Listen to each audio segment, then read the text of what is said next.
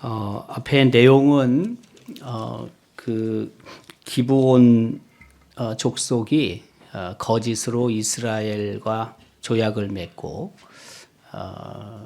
그리고 그 나름대로 자구책을 찾은 거죠. 왜냐하면 이스라엘의 하나님께서 가나안 족속들을 물리치시고 그리고 가나안 땅을 이스라엘 백성에 주신다는 나름대로의 확신이 있었잖아요. 이 사실을 알게 된 아모리 족속이 연합군을 만들어서 기브온을 공격하려고 하고, 그때 이스라엘 군대가 길갈에 진을 치고 있었는데, 길갈은 요단 동편에서 요단 서편, 요단강을 건너서 바로 가까운 곳에 있습니다. 아직 이스라엘 백성이 가나안 땅을 다 정복한 게 아니기 때문에 그 기업을 지파별로 분배받지 못할 때거든요. 그래서 길갈에 머물러 있고 여기 이제 진을 치고 있는 거고, 이스라엘 백성 군대뿐만이 아니라 이스라엘의 뭐 여성들, 아이들, 또 노인들 다 이렇게 거기에 살고 있는 거거든요. 지금은. 이제 거기서 가서 그 아모리 5개의 연합군을 치는 거죠. 그리고 아직 뭐 전쟁이 다 끝난 건 아니에요. 근데 일단 길갈로 이제 돌아오게 되죠. 그게 바로 15절의 기록입니다. 근데 돌아왔는데 그 길갈 진으로 다시 들어왔는데 이제 소식이 들려오기를 그 5개 연합군의 왕들이 막게다의 굴에 숨었다는 소식을 듣게 됩니다. 누가? 여호수아가. 근데 여호수아는 이 소식을 들었을 때 이 5명의 아모리 연합군 왕들을 일단 치지 않고 굴 속에 있으니까 큰 바위로 막아놓고, 그리고 아직 그 전쟁이 끝나지 않았기 때문에 이제 전쟁을 마무리하기 위해서 또 출발을 하는 거죠. 이스라엘 군대가 출발을 해서 다 그 연합군들이 이제 물리치게 돼요. 그게 이제 19절의 내용이고요. 20절도 이어지는데 소수만이 살아남아서 그 성으로 이제 들어가게 되는 거죠. 그리고 다시 그 이스라엘 군대가 지금 이제 막게다 동굴 쪽으로 오는 거죠. 그게 이제 22절에 있는 내용이죠. 그리고 그 여호수아가 막게다 굴에 있던 5명의 왕을 끌어내게 되고, 그리고 결국엔 그들은 죽게 되고, 그리고 나서 26절에 우리가 읽지는 않았는데, 그 후에 여호수아가 그 왕들을 죽여서 5나무에 매달고 저녁까지 나무에 달린 채로 두었다가 해질 때에 여호수아가 명령하매 그들의 시체를 나무에서 내려 그들이 숨었던 굴 안에 던지고 굴 어귀를 큰 돌로 막았더니 오늘까지 그대로 있더라고 기록하고 있죠. 26절, 27절은 그 신명기 21장 22절, 23절에 있는 내용처럼 율법이 그렇게 명하고 있어서 그렇죠. 그 신명기 21장 22절은 기록해요. 만일 사람이 죽을 죄를 범하게 되면 그를 죽여서 나무 위에 달아라. 시체가 나무 위에 밤새도록 있지 않도록 하고 그날에 장사해라. 그렇게 율법이 정하고 있거든요. 그래서 그 여호수아도 그 하나님의 율법에 따라서 이 사람들을 5명의 왕들을 죽이고 시신을 나무에 걸었다가 그날 내려서 장사를 치르게 되는 거죠. 뭐 장사 그렇게 크게 치른 건 아니지만 어쨌든 내려서 이제 또 동굴에 집어넣어 버렸어요. 동굴에 집어넣었다는 것은 장사를 지냈다라는 의미로 해석할 수 있죠. 저는 이 본문을 통해서 몇 가지 하나님께서 우리에게 주시는 교훈이 있다고 생각하는데, 첫 번째는 뭐냐면 우선순위를 분명히 알아야 한다. 무슨 뜻이냐면 막게다 동굴에 5 왕이 있다는 걸 알았어요. 근데 아직 전쟁이 끝나지 않았어요. 근데 이 지금 5명의 왕들을 처리하는 것보다는 잔존 세력, 그 전쟁을 마무리 짓기 위해서 그것부터 하는 게 맞다는 거죠. 그래서 일단 여호수아는 동굴을 바위로 막아놓고 그리고 나서 그 연합군들을 처리하고 이후에 이 왕들을 처단하게 되죠. 모든 것들은 우선순위를 정하는 게 상당히 중요합니다. 우선순위를 잘 정해야지만 우리의 자원 부족한 것, 시간 부족한 것들을 메꿀 수가 있기 때문에 그렇습니다.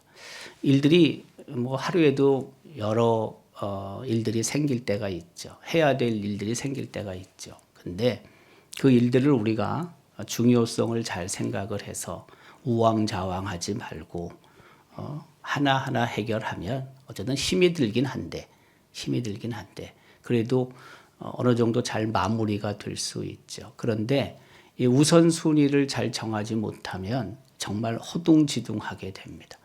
더 지치게 되고 또 더 어려운 상황에 빠지게 되는 거죠.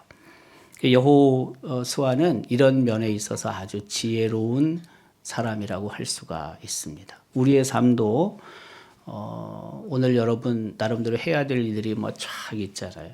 뭐 저도 쫙 있잖아요. 오늘 우리 여러분하고 함께 성탄트리 점등도 하고 또 이제 새벽 기도회도 또 갔잖아요. 그러면 또 저는 오늘 중요한 또 하나 회의가 있고 또 우리 여전도의 연합회 회원들을 아침에 좀 만나야 되고 그리고 또 오늘 입택 예배가 있어요. 우리 한 청년이 결혼했는데 그 청년 집에 입택을 또 하자고 해서 또 아침에 갔다가 또 들어오고 또 뭐 5시부터는 우리 꿈나무 합창단 그 정기 연주회가 또 있잖아요. 그리고 또 우리 여전도의 연합 협의회 회장들 또 뭐 각부 회장들 또 모임을 갔는데요. 네. 첫 모임이라서 예배를 드리겠대요.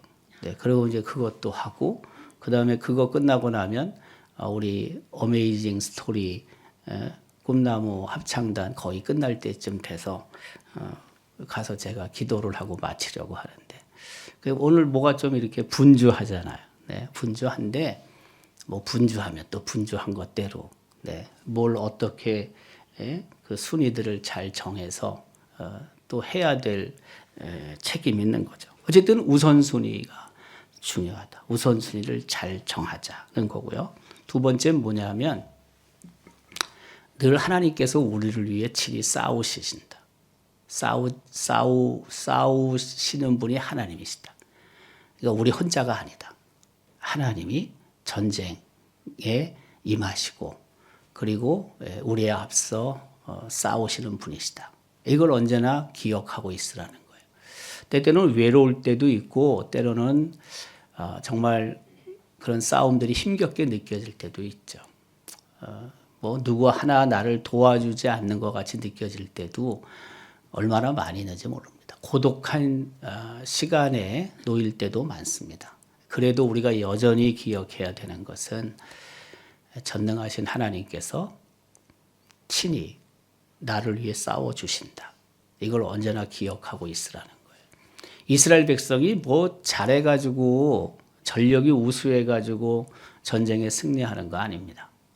이스라엘 백성이 뭐 탁월해서 승리하는 거 아닙니다. 하나님이 탁월하시기 때문에 이스라엘 백성이 하나님의 백성이 승리하는 겁니다. 똑같습니다. 우리가 뭐 얼마나 그렇게 탁월합니까? 우리가 뭐 그렇게 얼마나 능력이 많습니까? 네, 그렇지 않아요. 하나님이 전능하시고 탁월하신 하나님이 우리의 하나님이 되시기 때문에 우리가 하는 온갖 전쟁들이 다양한 전쟁들이 여러 가지 전쟁들을 우리가 이길 수 있다는 거죠. 바로 그것을 언제나 기억하고 있으라는 것입니다. 또 하나는 오늘 본문 말씀에서 우리에게 주시는 말씀은 설령 전쟁 중이라 할지라도 하나님의 법, 율법은 순종하며 따라야 한다는 것이죠. 여러분 전쟁이 얼마나 급합니까? 시시각각 상황이 바뀌고 그때그때 결정을 해야 되거든요. 그러니까 어려운 결정들이 많은 거죠. 네, 우리 삶도 그렇잖아요. 우리 삶도 순간순간 결정해야 되는데 잘못 판단하면은 실수하면 더 어려운 지경에 빠지게 되잖아요. 전쟁이라는 것은 뭐 제가 전쟁을 경험해 보지는 않았지만 온갖 불법이 자행될 수 있거든요. 전쟁이라는 것은. 왜? 내가 적군을 죽이지 못하면 내가 죽어야 되거든요. 그러다 보면은 이런 불법들이 미화되는 경우들이 아주 많거든요. 그런데 그 5 아모리 연합군의 왕들을 죽이고 그리고 나무에 시신을 걸어놓고 그 밤이 지나기 전에 다시 수습을 해서 그 굴에 집어넣잖아요. 이것이 율법이라고 그랬잖아요. 율법. 하나님의 법이란 말이에요. 무슨 뜻이냐면 전쟁도 하나님의 법으로 수행하는 거예요. 전쟁 중에도 하나님의 법에 따르는 겁니다. 그러면 우리의 일상은 어떻겠습니까, 여러분? 우리 일상은 당연히 하나님의 법, 하나님의 말씀에 순종하는 삶을 살아야 하는 거죠. 여러분, 일상이 전쟁보다 급합니까? 전쟁에서 우리가 해야 될 여러 일들, 그것보다 우리가 일상에서 하는 것, 그것이 또 하나님의 말씀을 순종하지 못하고 하나님의 법도를 수용하지 못하는 일들이 있겠습니까? 그렇지 않잖아요. 전쟁에서도 하나님의 법을 따르고 그 순종하며 사는 건데 우리 일상에서는 더더욱 그래 해야 한다는 거죠.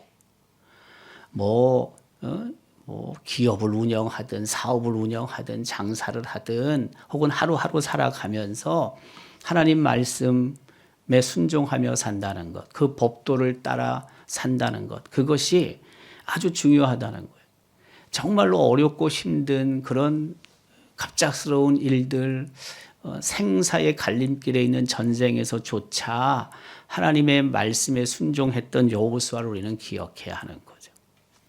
그 말씀 앞에 우리가 순종하며 살 때 하나님께서는 그것을 정말 기쁘게 보시는 겁니다. 그리고 하나님의 뜻에 쫓아 사는 그 사람들을 향해 하나님께서 은혜를 베푸시는 거죠. 이렇게 전쟁 중에도 말씀에 순종했더니 하나님께서 그 이후에 계속해서 이스라엘 백성이 승리할 수 있도록 이끄시는 거 아니겠습니까?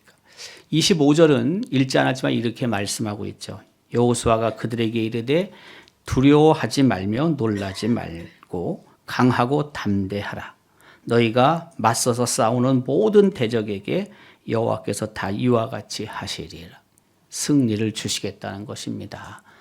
끝까지 하나님의 그 말씀, 하나님의 그 율례를 쫓아 따라가는 삶. 그게 어렵고 그게 때로는 귀찮기도 하고 때로는 힘들기도 하지만 그게 정도라는 거예요. 그게 정도. 그리스도인들이 하나님의 백성들이 그렇게 살아야지만 하나님께서 우리에게 준비해 놓고 계시는 승리를 결국에는 맛볼 수 있게 하신다는 거예요. 이 전쟁 속에서도 나름대로 딱 일정한 이 규칙이 있잖아요, 여러분. 규칙이. 전쟁이라고 막 오합지졸, 뭐 그냥 혼란 그것만 있는 게 아니에요. 하나님께서 수행하시는 전쟁은 언제나 딱 순서가 있어요. 이게 아주 정리가 잘 돼 있거든요. 그러니까 너무 어렵게 생각할 게 없는 거예요. 우리 삶도 똑같다는 거예요. 아무리 우리가 분주하고 복잡해도 하나님이 보실 땐 딱 순서가 있는 거예요. 그대로 진행만 하면 되는 거예요. 그러면 하나님께서 동행하시고 하나님이 함께 하셔서 결국에는 그 승리의 기쁨을 맛볼 수 있게 하신다는 거예요. 우선순위를 잘 찾아야 돼요. 하나님이 함께 하신다는, 하나님이 우리를 위해서 싸우신다라는 그런 믿음이 있어야 돼요. 그 아무리 갑작스럽게 터지는 일이 있다 할지라도 내가 전혀 대비하지 못하는 일이 있다 할지라도 내 마음대로 할 것이 아니라 말씀에 따라 순종하며 사는 거예요. 그걸 지키는 거예요. 그때 하나님께서 우리의 길을 인도하시고 결국에는 하나님이 주시는 그런 감격을 맛볼 수 있게 하신다는 거예요. 오늘 본문은 우리에게 그것을 언급하고 있습니다. 우리의 삶의 자리가 올해도 이제 한 달밖에 남지 않았지만 뭐 매일 생활 전선으로 우리가 나가잖아요. 전선, 전쟁터로 나간다 이거예요. 생활 전선이라는 게. 네. 그 생활, 우리 삶의 자리가 그렇게 전쟁터와 같다는 걸 말하는 거예요. 그러나 그 전쟁터에서도 우리가 승리할 수 있습니다. 하나님은 우리를 위해 싸우십니다. 그 싸우시는 하나님을 바라보고 하나님이 우리에게 명령하신 법도를 준행하며 살아가서 하루하루 날마다 하나님이 주시는 승리를 누리는 우리 모두가 될 수 있기를 주님의 이름으로 기원합니다.